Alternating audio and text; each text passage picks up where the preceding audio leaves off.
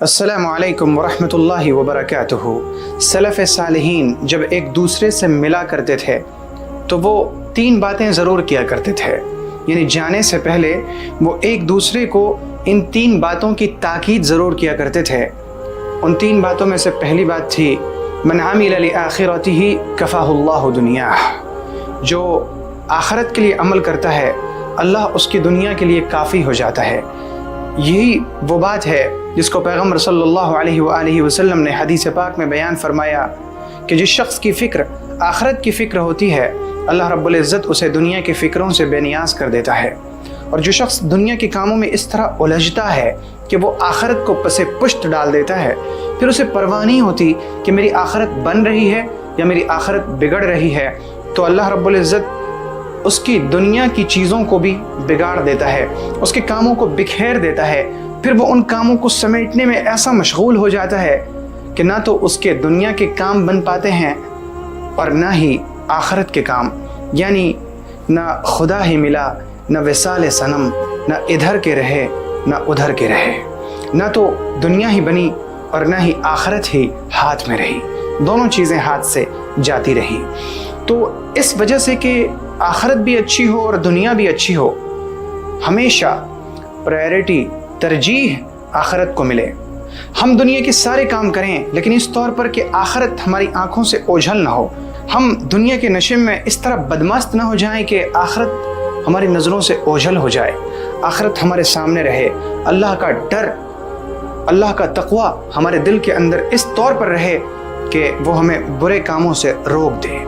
تو پہلی چیز یہ ہے من عمل لآخرتہ کفاہ اللہ دنیاہ، جو آخرت کے لیے کام کرے گا اللہ اس کی دنیا کے لیے کافی ہو جائے گا۔ اور دوسری چیز جس کی وہ ایک دوسرے کو تاکید کیا کرتے تھے وہ تھی من اصلح فیما بینہ وبین اللہ کفاہ اللہ الناس، کہ جو اپنا اور اللہ کا معاملہ صحیح کر لیتا ہے اللہ رب العزت اس کو لوگوں کی طرف سے کافی ہو جاتا ہے۔ یعنی جس شخص کا معاملہ خود اللہ سے صحیح ہو، جس کا تعلق اللہ سے مضبوط ہو، نماز کے ذریعے، روزے کے ذریعے، تسبیح کے ذریعے، مناجات کے ذریعے، اللہ رب العزت سے بات چیت کے ذریعے، جس کا معاملہ اللہ سے درست ہوتا ہے، وہ اللہ کے فیصلے پر راضی ہو، وہ اللہ رب العزت کی طرف سے آئی ہوئی چیزوں کو خوشی کے ساتھ، رضا کے ساتھ قبول کر رہا ہو، اللہ کے حکموں پر چل رہا ہو، اللہ کی منع کی ہوئی چیزوں سے رک رہا ہو، یعنی اس کا معاملہ اللہ اور اس کے درمیان بالکل صحیح ہوتا ہے، تو پھر اللہ اس کو لوگوں کی طرف سے کافی ہو جاتا ہے۔ یعنی اللہ رب العزت لوگوں سے اس کی حفاظت کرتا ہے، اللہ رب العزت لوگوں کی نظر میں اسے ذلیل ہونے سے بچاتا ہے، اللہ رب العزت اس کو ہر اس طرح سے کافی ہو جاتا ہے جس میں اس کا تعلق اور اس کا کنیکشن لوگوں سے ہو۔ اور تیسری چیز جس کی وہ ایک دوسرے کو ملنے کے وقت جدا ہونے سے پہلے تاکید اور وصیت کیا کرتے تھے وہ تھی من اصلح سریرتہ اصلح اللہ علانیتہ، کہ جو شخص اپنی خلوت کو درست کر لیتا ہے اللہ اس کی جلوت کو درست کر دیتا ہے۔ یعنی جو شخص تنہائی میں گناہوں سے بچتا ہے اللہ اسے لوگوں کے مجمع میں عزت عطا کرتا ہے۔ یعنی جو شخص تنہائی میں گناہوں سے بچ لے، تنہائی میں وہ اللہ کے حدود کو پامال نہ کرے، تنہائی میں اللہ کے محرمات کا ارتکاب نہ کرے، جو چیزیں اللہ کی حرام کی ہوئی ہیں وہ ان چیزوں سے بچ جائے، تو اللہ رب العزت لوگوں کی نظر میں اسے مقبولیت اور اسے عزت عطا کرتا ہے۔ یہ تین باتیں ایسی ہیں جنہیں ہم میں سے ہر شخص کو یاد رکھنی چاہیے، انہیں لکھ کر رکھنا چاہیے ایسی جگہ پہ جہاں پر بار بار ہماری نظر پڑتی رہے۔ سب سے پہلی چیز کہ جو شخص آخرت کے لیے کام کرے گا اللہ اس کی دنیا کے لیے اسے کافی ہو جائے گا،